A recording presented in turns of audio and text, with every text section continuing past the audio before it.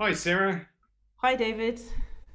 Hi. I thought we'd go have a little bit of change of direction today because there's a lot of really unconventional sort of topics that, I mean, you and I have talked about God knows how many different weird and wonderful things, but um, we know they're sort of important because we see the energy of them all move and we've experienced it and we've experienced it not just with ourselves, but with loads and loads and loads of people.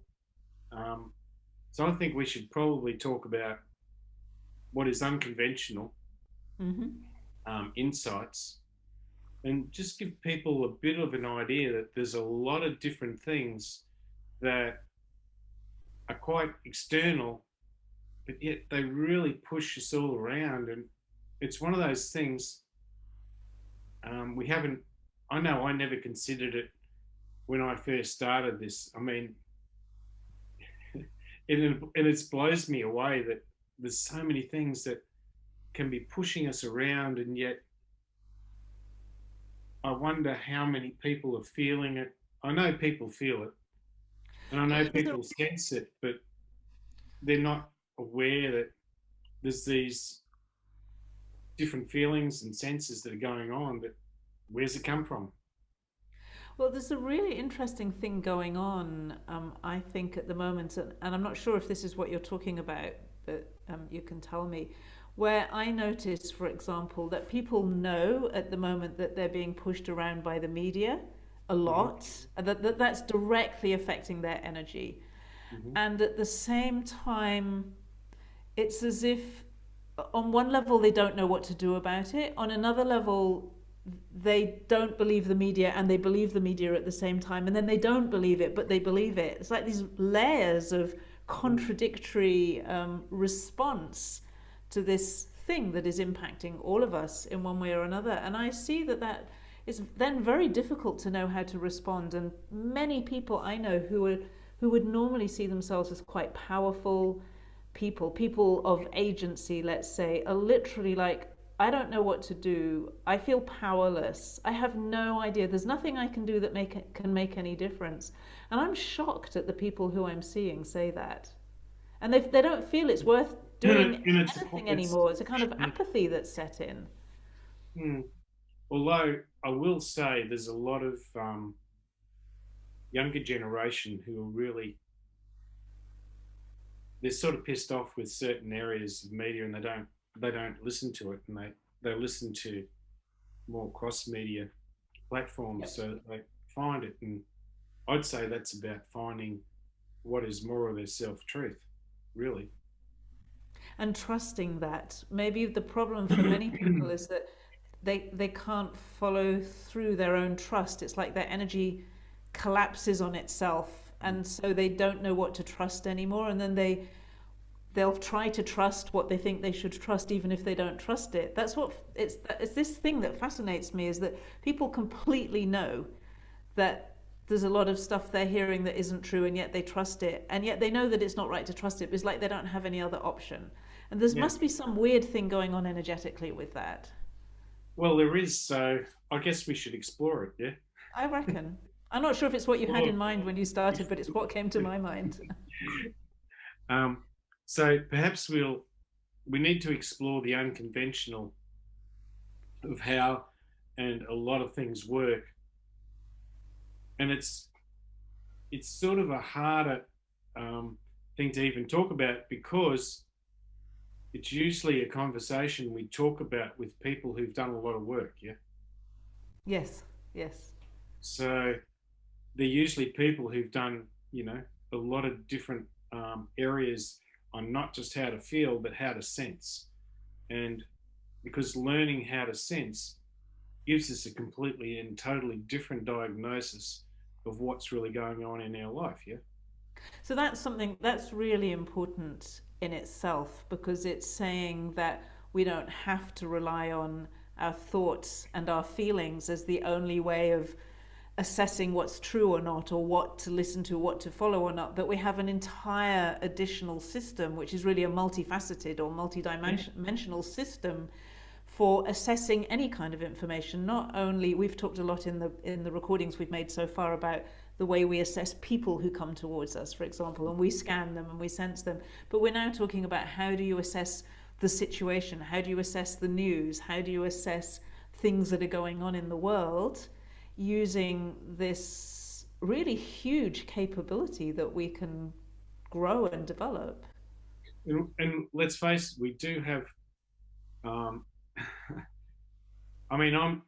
I mean, sometimes every now and again when we're doing workshops and we sit back and we watch the people, and because we're teaching people how many different senses that we have, and it's definitely not just using your sixth sense, is it? I mean, we have we're so multifaceted, and we teach people all these different senses that sometimes you sit back and you wonder, um, how do you cope when you're not using all these different senses that we've developed? And I think back to how fragile and fragmented and unsure, um, and just couldn't process basically a lot of my own information enough. So I I see think it, that. I'm seeing it in people now. I'm seeing people who I think are pretty strong people giving up on some things because it's like they just don't have the resources. And I think what we're saying is they don't have the energy. And energy can sound like one thing, like just, oh, I just don't have the energy. But it's not the battery type of energy. It's no, that, it's the energy that gives you so many capabilities. And I think that's what makes us feel really human. That's what makes us feel I could alive. laugh now because I was just about to say they don't people don't have the capabilities to actually, as I said, as you just said, people do not have the capabilities to sense what they aren't sensing or that they are sensing but can't identify what it is that they're sensing. Yes, because it's not like that's what I said. It's like people know and they don't know because we like when you've talked. I've heard you talk about when you were younger and you got very cut off from yourself, but somewhere inside yourself you still knew that there was a better version of life or there was a better version of you. And most people, I think, have that sense somewhere deep inside themselves. So we're not completely cut off for it, but that's one of the most frustrating things is to know that life could somehow be different or it could be better. It's like there's a template of myself or a blueprint of myself, but I can't touch it and I can't live it. And it should be so much better than it is. And then it creates a huge frustration. And I'm not surprised actually that people end up feeling powerless or feeling hopeless or rather helpless because it's like there's something I know but I can't reach it. And so what am I supposed to do? Yeah, and I know there was so many parts of me that I just, as I knew from, I just I wouldn't sort of attempt things, and then Yeah. all of a sudden, because basically, the biggest thing that I ever found was you find this self truth of yourself, but to find the self truth of yourself, and I don't want to sound like it's a cliche, or I don't want to sound like it's something um, like an institutional or it's not religion or anything. It's just you're finding different things that we've been influenced by that we didn't even have a clue. Yeah. And So yeah, go on.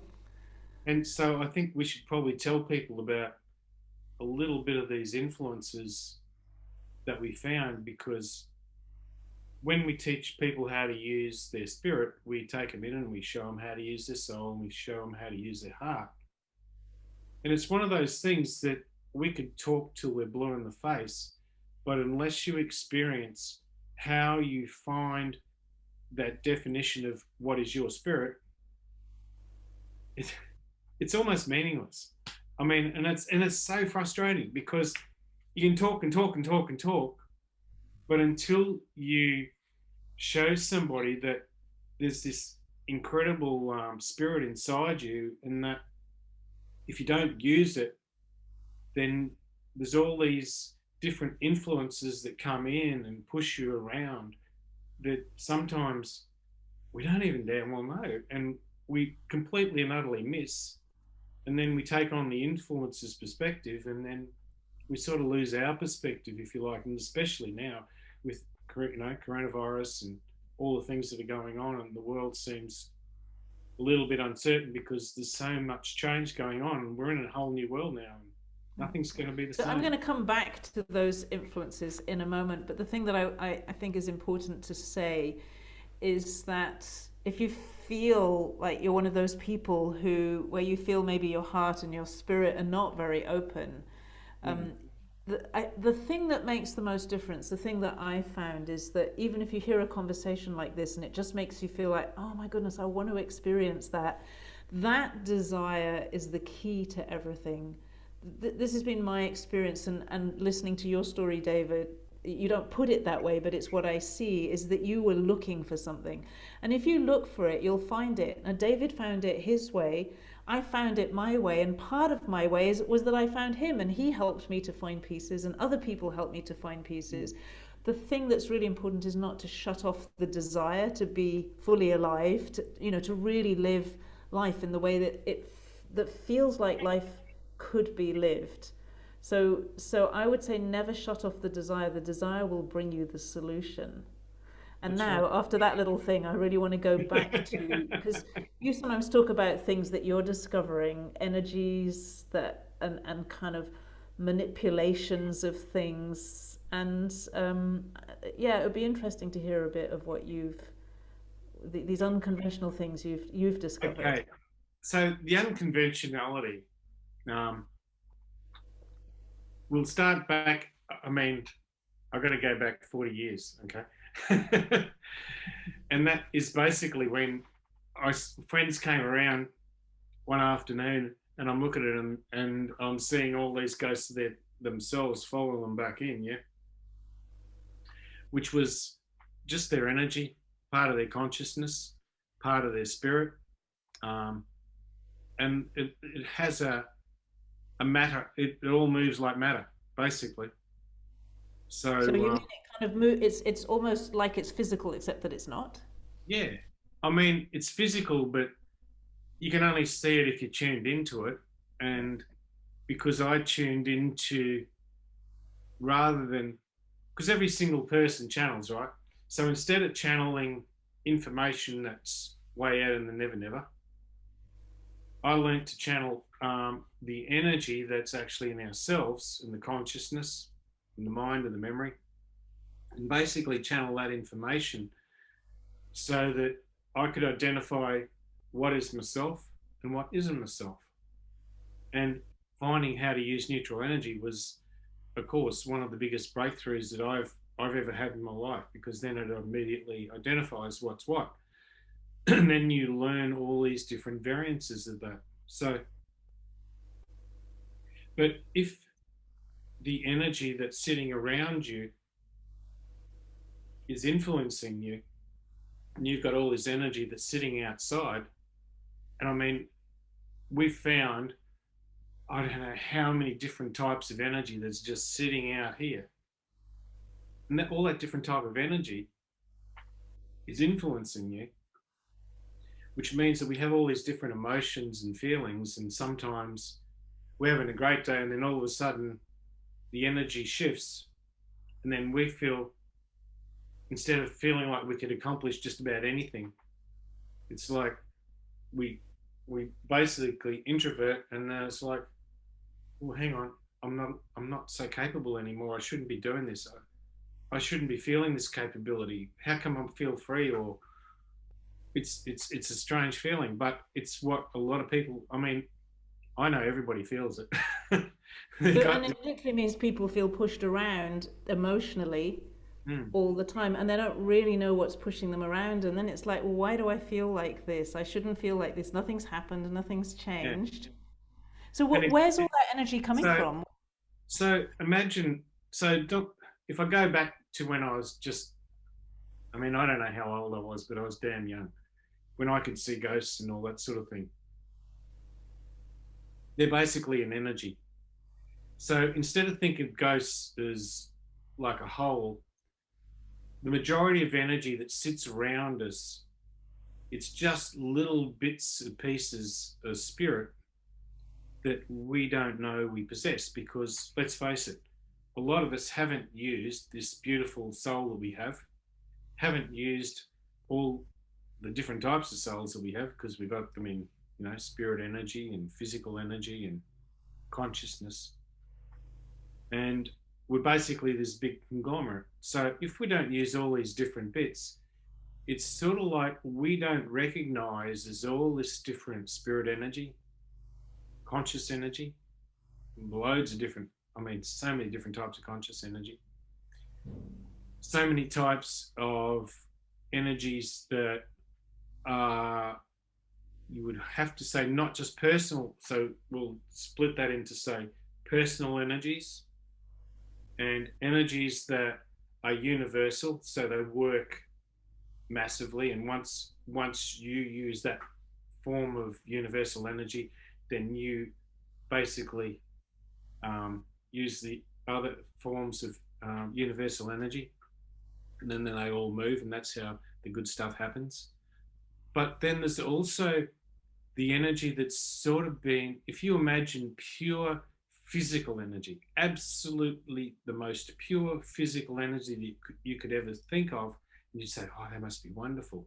But that pure form of energy, of physical energy, has basically no spirit, it has no consciousness attached. It doesn't really use universal energy so much as force energy. And it's just sitting outside, and it's like forced energy, and it's just made out of people's desires, intentions, and it can sort of be very pushy. It's very loud.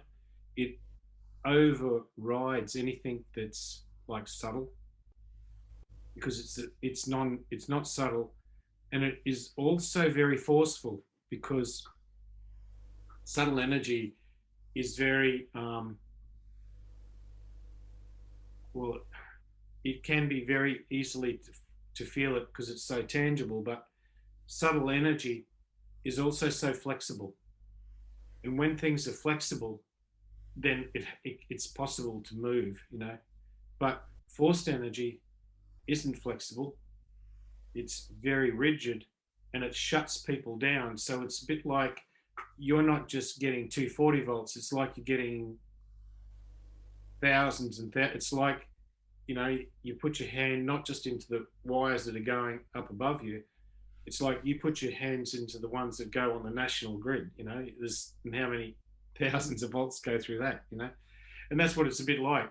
So it's sort of like you're shorted out, and then as soon as you're shorted out, all these different parts of your body, they lock up, they're inflexible, and they can't move.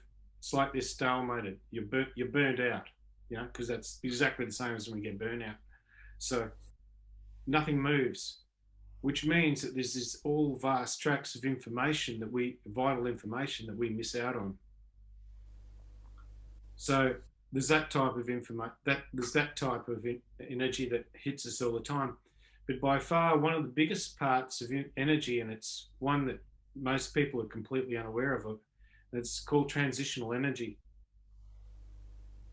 Transitional energy is like all the different parts of spirit, energy, consciousness that you only use a fraction of. So we're this massive conglomerate of energy, right? Conscious and spirit, and it all moves. Everything moves. But when we don't use our own soul for a start, there's a load of energy that won't move, especially a lot of the energy on the right hand side of your body. It will start shutting down very quickly. Um, and basically, then it's a lot easier. So imagine all these tiny little segments of energy that you haven't used in your lifetime, right? So when you go to the other side, there's all these little bits and pieces. Just they're not like a body or anything. They're just like little fractions of matter. Okay. So there's like leftover matter, and they need to. So when someone's gone to the other side, bits and pieces of old relatives will sometimes they'll they'll come and connect to you. So all those bits of matter are basically saying one thing: I didn't get to do this in my life. Can we do it? Can you show me how to do it so that I can be whole and go straight to the light? But if you multiply all that transitional energy with all the people who've just moved over to the other side in any day, right? There's a lot of people who fall off the planet in every day, yeah. So they leave a lot of little bits behind. You multiply that by God knows how many years we've been walking the earth and all the different generations, because all it's like a relativity of all this matter. It comes and basically condenses so that as you as you come back in, it's very easy to turn it off while you're in the womb. And all this You transitional turn. energy, What is it you turn off there? so you turn off all these different senses. So if you've if your mother's turned off all these different senses that from all these transitional energies, right? And Hmm. then it just intensifies, intensifies, intensifies. And it doesn't matter what we try and think, quite often we can try and think differently and try to absorb differently and try to work differently. And quite often we can't, because this energy and this consciousness, it's like a fake consciousness, like a fake energy, is just pushing us around so much that, So you're saying we pick up fragments, for example, and that yeah, fragment becomes like a thought or a feeling for a yeah, while, it and does. then we can't find ourselves anymore, something like No, that. exactly. And we lose ourselves. So the biggest thing is what happens is, because this is about past life of others, yeah. So in a way, we're trying to also fix up the past all the time.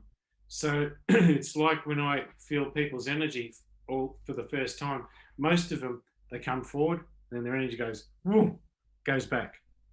And we've experienced that in lots and lots of workshops. You know, where people say, "I keep going backwards. I can see you going forward, but I'm going backwards," and you got to show them how to actually release all this energy that's taking people back and back and back and back and back generations, because it affects all our physical energy. It affects the way we move, the way we think, everything. There is no part of life that it doesn't affect, which means we have all this part of life that it's not a living life, it's a past life. So we're trying to fix up all this past life all the time. And once we get rid of that, oh my God, it is incredible. One of the first exercises we do when Sarah and I do workshops is we teach people how to release all this environmental energy that is sort of scattered just by all the different um, people who've been sitting around or you've just been associated with in life. Yeah. And that is a pretty big wake up call to people. And I said, okay, so this is going to feel a little bit like a big tornado. And I get them to feel it, and they feel it, and they can feel it, and it's really pressurized, isn't it?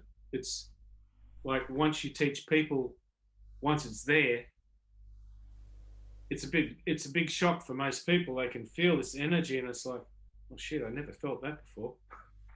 And then all of a sudden they feel it, but then they feel the release, and you can see it on people's faces because they become so much freer, and all this energy. It's I mean, I never thought it was as large as what it could be, but yet it has this enormous effect on us, and it also splits us up because yes, I've talked a little bit about separation, and people often say, "Oh no, whatever you've got, it's got to be in there. It's got to be in there." But because if you can see and feel energy and sense energy, you know that that's not true because you're only seeing the physical version, not the whole spirit version and the conscious version, and all the different versions that we have that have been pushing us around for millennia. And I think that people should be able to be aware and know that you've got a choice because otherwise you feel pissed off for no reason and you don't even know why you feel pissed off. I mean, you have So, everything can be working out in your day. I mean, it's really annoying. You can be having a most amazing day, everything's going around, and then it's almost like you feel guilty because everything's working out. or you But can feel like everything can feel really good and somehow, but it just doesn't feel quite as good as it feels. Like it should feel better, and you mm, can't quite get that feeling. It's because sometimes, and the big thing, this is the crux of the matter. Or you've done something and you think, well, what's the bloody point? And the big point is that you just did something that had nothing to do with you. It was to do with this transitional energy because they didn't get to do what they wanted to do, and you've just followed it along, and you're trying to so make what somebody that who means happy is out of the light. Sorry, what that means then is that there are a lot of people who are heavily influenced by fragments of people's lost desires, so to speak. exactly. It's or lost fragments of people's unfulfilled desires, and That's right. therefore they're living on a kind of um, unfulfilled dream, which isn't even their own unfulfilled dream. And probably there are different bits that come in at different times, so it's changing as well all the time. And it's not really any wonder then that you would feel disempowered in that And situation. that's why if you don't use your spirit, you can't even tell. How can you tell? You can't tell if you don't use your own personal spirit, which moves your consciousness.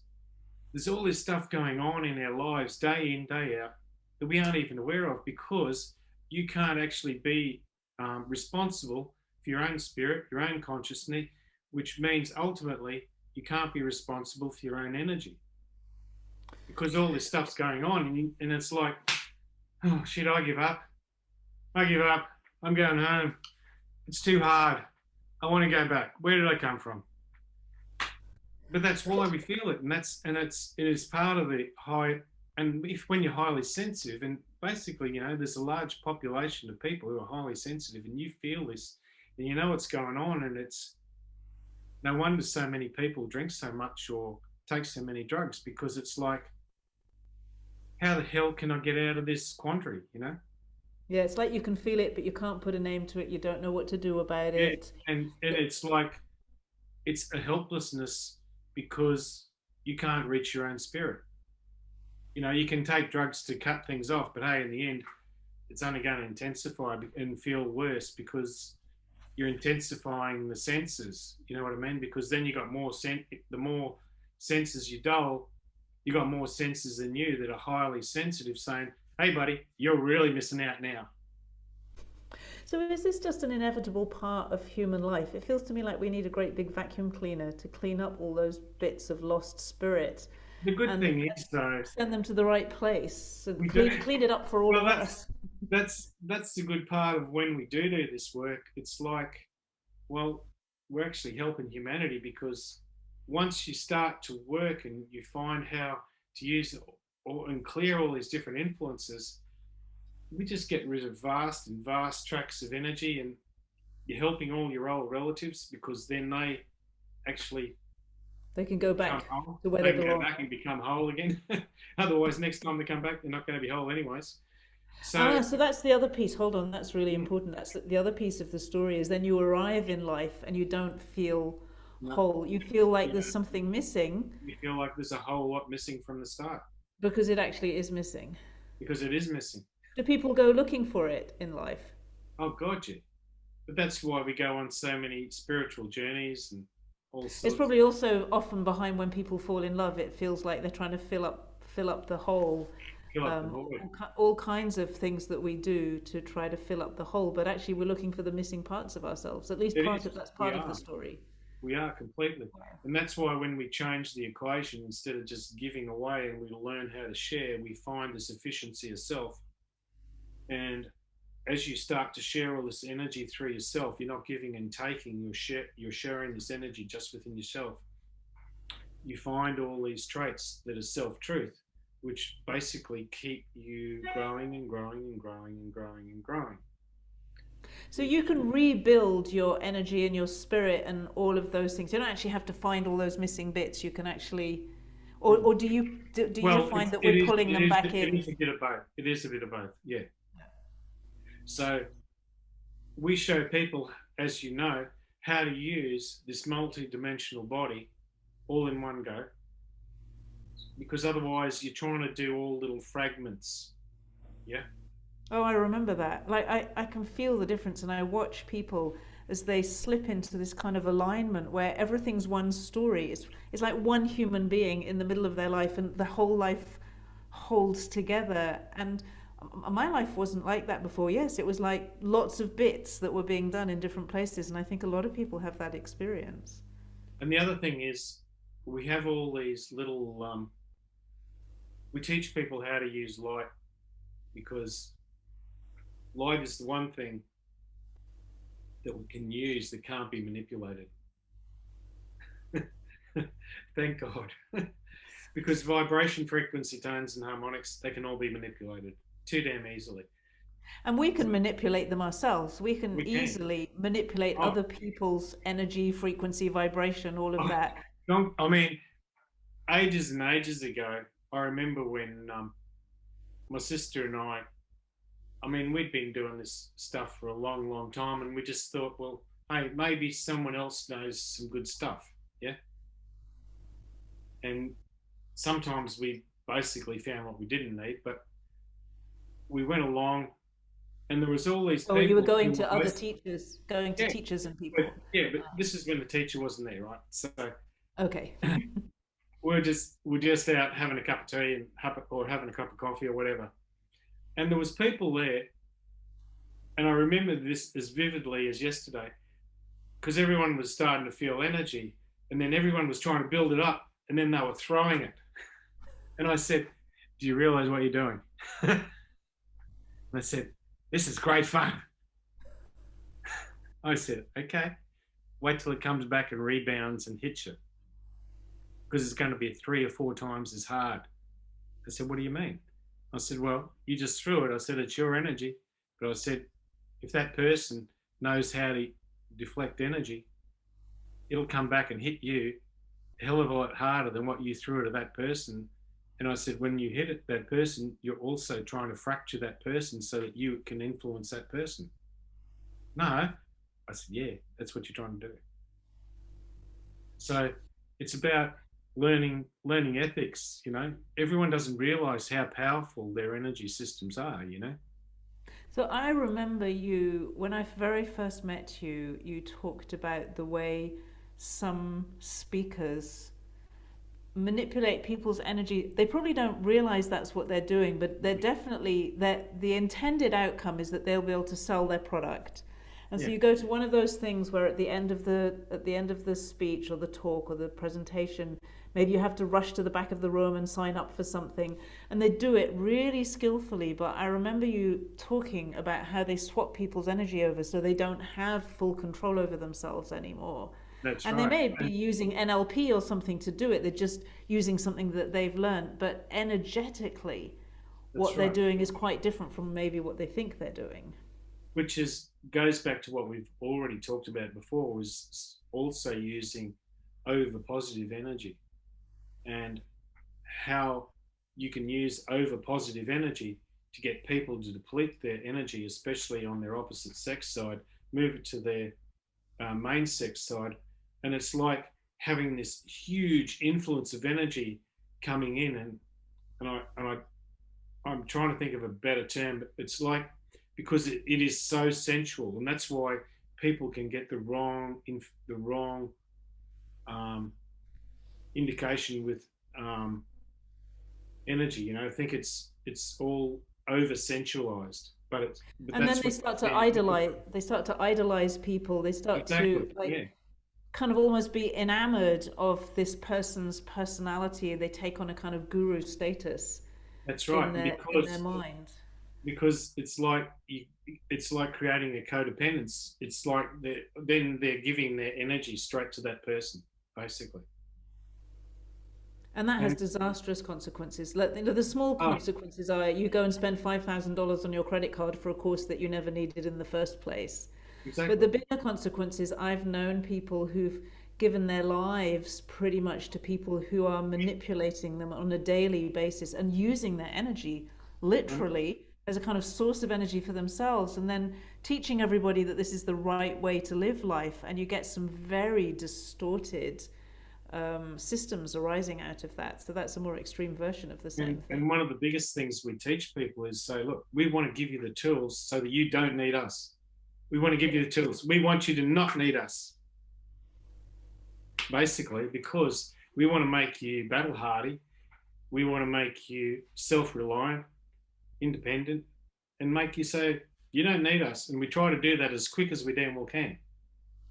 I always have this image of people, especially working in groups, because I think there's something very powerful about people not being on their own with this kind of thing. Mm. But whichever way the world goes, let's say there's a period ahead of us where things get harder rather than easier, which seems possible, Mm-hmm. that they can stand together and remember, and they remember the things that they've learned, and they don't need us to be there because they can just say, hold on a moment, we know how to solve this problem. And their energy automatically looks for solutions. Like, you teach it from a different angle from me, but it comes to the same thing, where Does. energetically we just, instead of saying, oh no, this is hopeless, we say, oh, there's going to be a solution. And automatically we go into that searching for the solution. Our energy draws it in and brings it to us, and it becomes real for us. And we then experience a completely different outcome from the person who says, this is hopeless, there's nothing I can do, I give up. No. And that's the whole thing. Because we've got to find the purpose of it in everything. Everything has a purpose.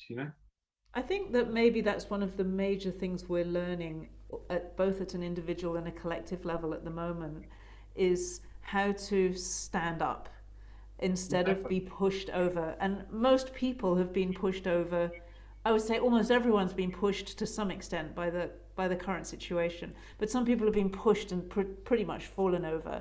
But one by one, I'm seeing people finding their inner strength and saying, "Hold on a moment, no." My life belongs to me. It doesn't belong to the media or the this or the that or the government or anything else. It belongs to me. I'm in charge here. I'm a free human being and I associate with other people freely. What does society look like when we do that? And little by little, somehow from this situation that has left so many people feeling so disempowered, we're actually gradually finding a kind of power that perhaps we haven't had for generations, or maybe we never had. Well, I think people, when you step back, in fact, I know so many people who've said it was almost a bit of a bonus because we found out what we needed and we didn't find, and we found what we don't need. Yeah, yeah, But the upside to that is it also means that everyone's on the same playing field. No yeah. one's above anybody else. Everyone's on the same on the playing field. And yeah, hey, it doesn't matter if you're a trillionaire. If there's no one there to give you the food, you're starving. So those guys who you thought were pretty much down the bottom of the chain, food chain, yeah, you need them. Yes, Everybody is on an equal playing field. we need each other.